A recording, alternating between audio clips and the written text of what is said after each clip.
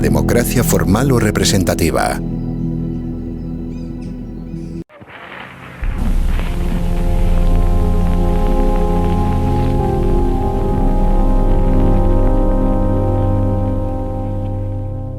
La historia y los grandes pensadores de la política han demostrado ya suficientemente cómo este término tan manido, tan presente en las conversaciones sobre las circunstancias políticas, únicamente puede considerarse y estudiarse de dos maneras: mediante su observación social y material, o bien según una aproximación exclusivamente política y formal. Es decir, o bien se toma la democracia como una idealización indefinida que sirve para la consecución de ambiciones materiales, o bien se realiza una observación estrictamente científica y desapasionada a través de sus reglas constitutivas. Dicho de otro modo, o son únicamente reglas que sirven para desarrollar la lucha por el poder, o no se puede comprender jamás lo que es la democracia. La democracia formal es algo realizable, que es posible alcanzar, mientras que la democracia material es una utopía inalcanzable, que nadie sabe explicar o decir lo que es. Esto último es lo que constituye lo que el filósofo español Gustavo Bueno llamó fundamentalismo democrático, la utopía de la palabra democracia entendida a través de la igualdad material y de condiciones. En su consideración formal, la democracia es un concepto claro y nada ambiguo, que permite la libertad política a través de la representación, la libre elección de individuos representantes de otros en cuyo nombre actúan. Esta libertad política queda asegurada además mediante la radical separación, en su origen, de los poderes legislativo y ejecutivo, de forma que las ambiciones de unos estén permanentemente enfrentadas a las de los otros. De este modo, ese control mutuo enemistado de forma irreconciliable hace que se puedan preservar la virtud de la esfera pública. Que las oportunidades políticas sean iguales para cualquier opción planteada por quienes integran una sociedad.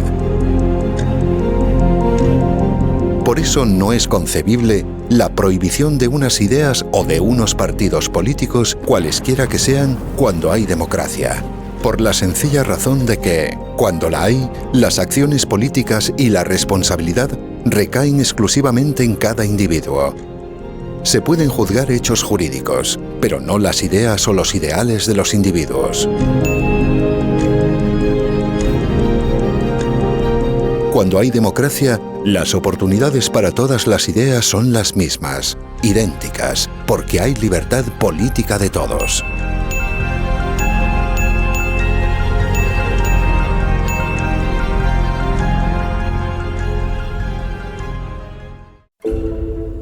La distinción de la democracia, entendida únicamente como sistema reglado y normativo para constituir el poder, es algo que, en la historia, ya se encuentra expresado con anterioridad.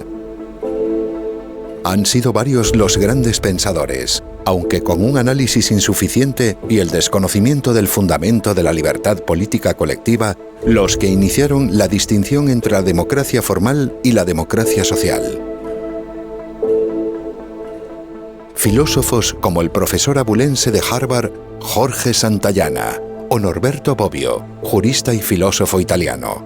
Este último, sin embargo, a pesar de sus acertadas consideraciones jurídicas, finalmente apoyó la dictadura fascista en Italia. Puesto que la democracia, según su consideración formal, tal y como se expone en la obra Teoría pura de la democracia de Antonio García Trevijano, únicamente existe cuando hay representación política, vamos a ver ahora en qué consiste la representación según su origen jurídico y político. En el siglo XIV, el filósofo, pensador y teólogo Marsilio de Padua, autor de la importante obra Defensor Pacis, incorpora el concepto de la representación como función jurídica, al derecho romano que tradicionalmente desconocía este principio. aplicado en su origen a las congregaciones eclesiales, permite obrar mediante un poder dado a los que no están presentes, es decir, estando ausentes, ante terceros. Piense ahora en un poder notarial. Mediante este documento se apodera a una persona para actuar en una cuestión concreta, ante un tercero en donde el poderdante, el que apodera, estará ausente. Esto mismo, que forma parte del mundo jurídico, opera igual en el mundo político. Unos electores apoderan a un representante para que actúe en su nombre en un lugar, la Cámara Legislativa, donde ellos no estarán presentes. Un ejemplo conocido de representación es el de un procurador de los tribunales que permite, en el ámbito jurídico, que un encausado se haga presente ante un tribunal estando físicamente ausente. En el mundo político, cuyos principios provienen del derecho, funciona exactamente igual. El descubrimiento para fundar la ciencia política que hace el jurista y pensador Antonio García Trevijano es el de la unidad mínima de poder, algo que él mismo denomina mónada electoral.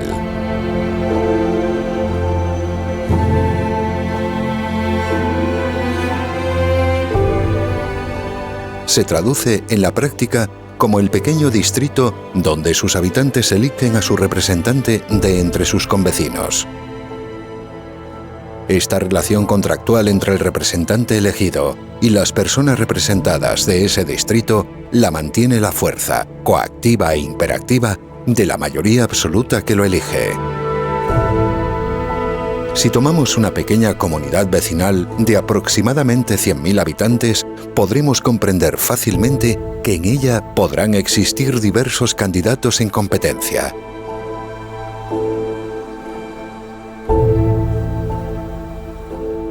Cada uno de esos candidatos precisará únicamente de un aval de 1000 firmas para poder presentarse y ser elegible.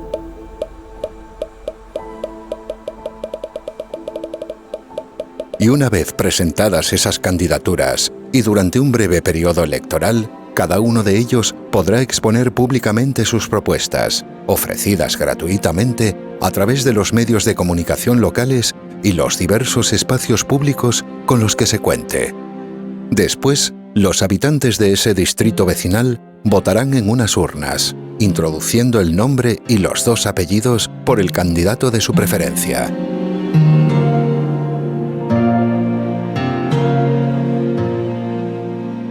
Si en una primera votación ninguno de ellos alcanzase la mayoría absoluta, se realizará una segunda vuelta entre los 2 más votados, para que, finalmente, uno de ellos sea el elegido para representar a todo el distrito en la Cámara Nacional.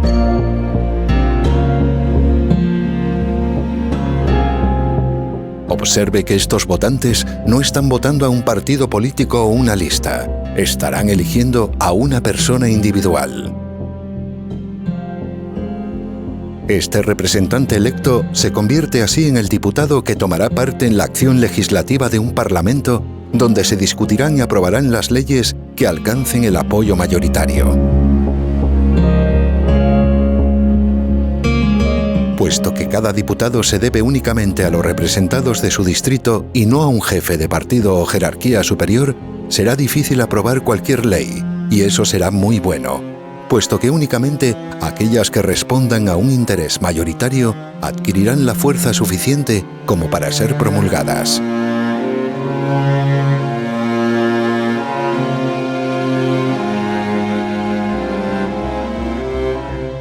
Es importante saber que la política, si se considera científicamente, es únicamente la observación de la lucha por el poder, es decir, una relación no económica, sino exclusivamente de la fuerza.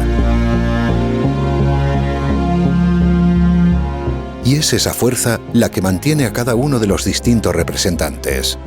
Cada distrito financia y mantiene a su representante y su oficina para evitar que sirva u obedezca a intereses ajenos a los de quienes le pagan y mantienen. De este modo, cada uno de los diputados dispondrá de un despacho en su distrito, donde semanalmente atenderá las peticiones, quejas o demandas que cualquier vecino quiera exponerle.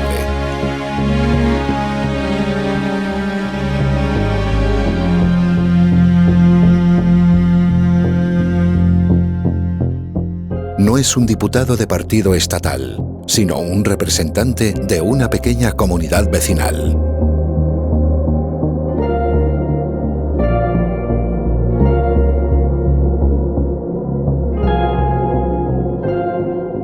Para que, además de la representación política que hoy no existe en España y que acabamos de explicar, haya también un control del poder para evitar que se pueda convertir en algo tiránico y arbitrario en contra de la propia sociedad gobernada, debe existir además una radical separación en su origen entre los poderes. Esto se consigue mediante una elección separada en elecciones distintas.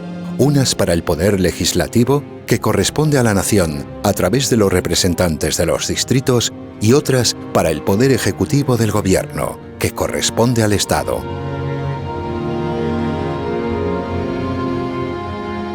Finalmente, para que haya, además de separación de poderes, independencia judicial, otras en las que únicamente participa el mundo jurídico servirán para elegir el gobierno de los jueces.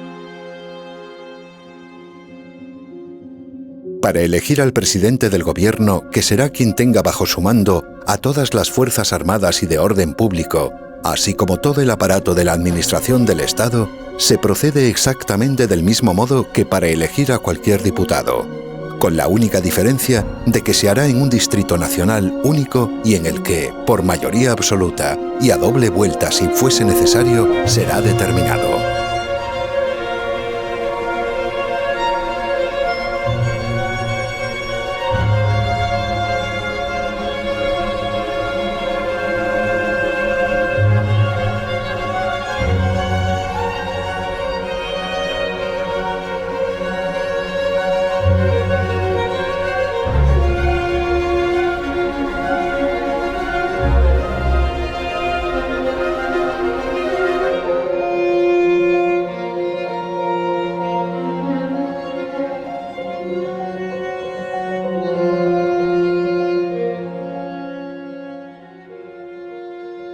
La figura de este presidente no será, sin embargo, la de un representante.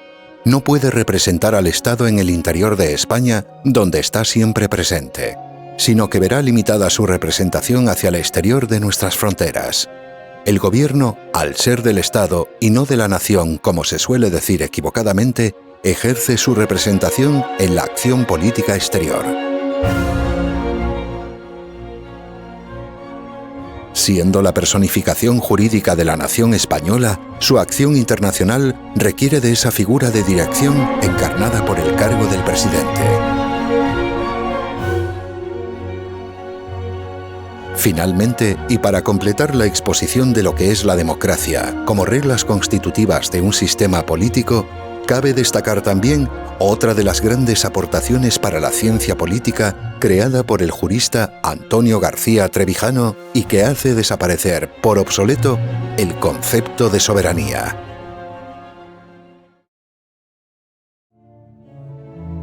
Si tras la desaparición de la figura del monarca absoluto en la historia ya ha sido imposible de comprender la idea de la soberanía, es en la publicación de la obra Teoría pura de la República donde definitivamente se destierra toda confusión a través de su eliminación. La fórmula es tan elegante y simple como bella por su sencillez. Basta que cualquiera de los dos poderes políticos quiera disolver al otro para que lo haga, a condición únicamente de que al hacerlo se disuelva también él mismo.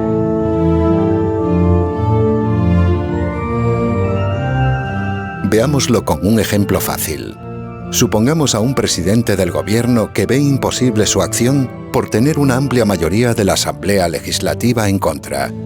Pues según el principio expuesto antes, bastará con que quiera disolver las Cortes para que lo haga inmediatamente, a condición de que al hacerlo, él mismo dimita y así se convoquen nuevas elecciones legislativas y también ejecutivas que diriman el conflicto.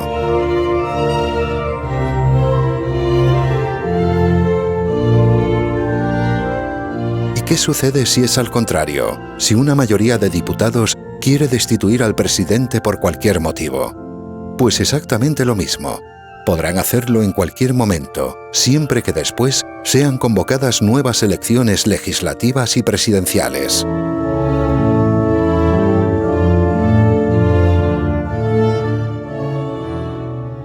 Para finalizar este capítulo, cuyo desarrollo se encuentra mucho más detallado y pormenorizado en la obra Teoría pura de la República, vamos a recapitular para ver con sencillez lo que es la democracia y cómo reconocer cuando está presente o ausente como sistema político.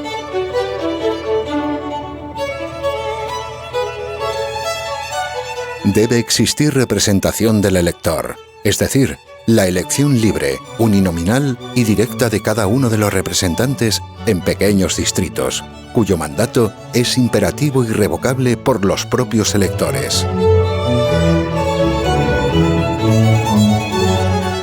Debe existir un control y limitación al poder a través de su separación radical en origen, unas elecciones para un cuerpo legislativo y otras distintas donde entre todos los electores se elige por mayoría absoluta a la persona que ocupará el cargo de presidente del gobierno del Estado.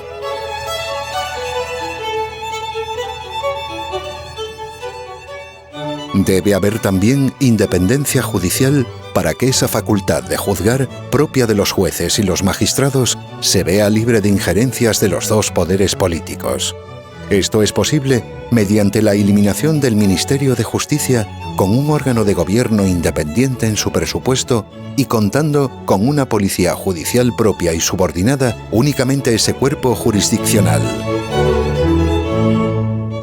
El presidente de ese órgano de la justicia con unidad jurisdiccional es elegido por todos los que lo integran, es decir, abogados, procuradores, jueces, magistrados, secretarios judiciales, catedráticos de derecho, etc.